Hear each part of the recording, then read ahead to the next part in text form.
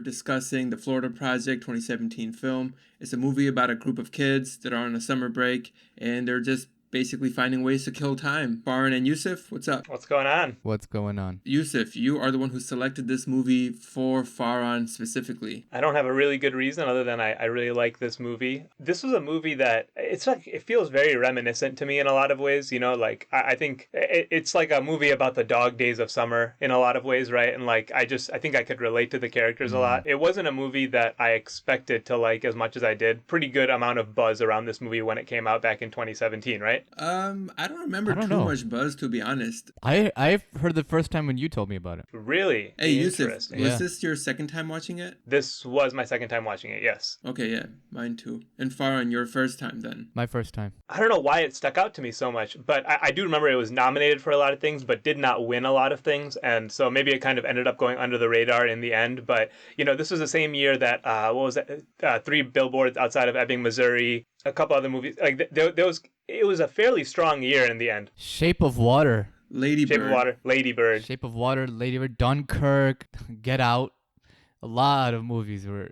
I mean, every year we say this every single time. Every year's got a lot of movies. Yeah, I mean it's up against some stuff. You know what I mean? Yeah, definitely. So I mean, I think it did pretty well critically, right? I mean, so Willem Dafoe got a lot of hype for his performance in this movie. You know, and we can talk about whether that was deserved or not, right? And I mean, I think generally for a movie with like a $2 million budget, I mean, I think it did pretty well. Yeah, the Willem Dafoe thing. I knew about that beforehand, and I was kind of really looking for it. But I guess we'll talk about that. Are you a fan of Willem Dafoe generally? Yeah, I mean, you know, Green Goblin was great.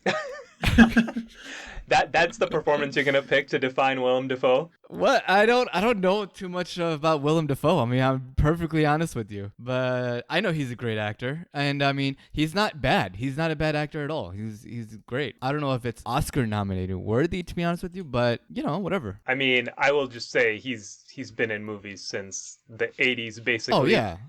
I bet Spider-Man, really? That was the one that stuck out to you? Okay, you take 99% of the. Do you take 100% of the people in the world and you say Willem Dafoe? They're gonna say who? You're gonna say Green Goblin? Oh, okay. You give them any other role, they're not gonna know who you're talking about. I mean, he does just naturally Right. look like Green Goblin, doesn't he? He does. He just fits the role. does. He fits the role. He's almost always like a supporting actor. He's never the lead guy. That's true. 'Cause we just did Inside Man recently, right? I mean, he's Yeah.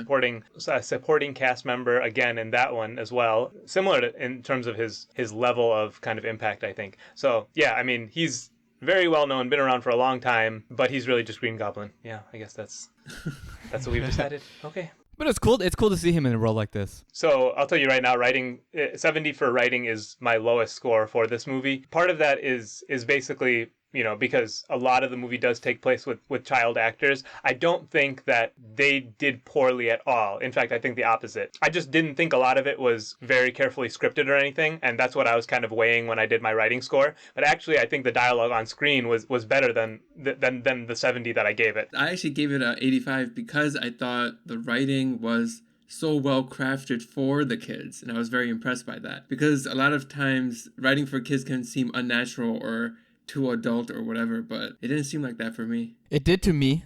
However, and just for one character in the movie. However, for everyone else, it was very good, very believable, and you know, it was awesome. It was kind of it was like an indie picture. This is reminding me of like an independent film. It definitely had that feel. The story is not much of a story. Even just how I explained the movie in the beginning of this episode was it's just a bunch of kids. Not a bunch, a few kids who are on their summer break and they're killing time. Obviously, there is a little more to the story than that, but it's still pretty bare. And on top of that, the story is kind of, it's not for everyone. I can see so many people being turned off by watching this. So Interesting. I mean, my thing is I don't care about story. I care about execution, and I thought the execution was excellent. I didn't think that anything was really. I felt like everything that was in here was necessary, and nothing was fluffed. Nothing was given, I don't know how to say it, but fluffy details. Everything that was there was necessary, purposeful. it wasn't for the sake of it. Yeah, nothing was for the sake of getting an audience. You know what I mean? They wanted to stay true to the story, as little of a story as it is. I still think it's a great story. I still think it's a very believable story.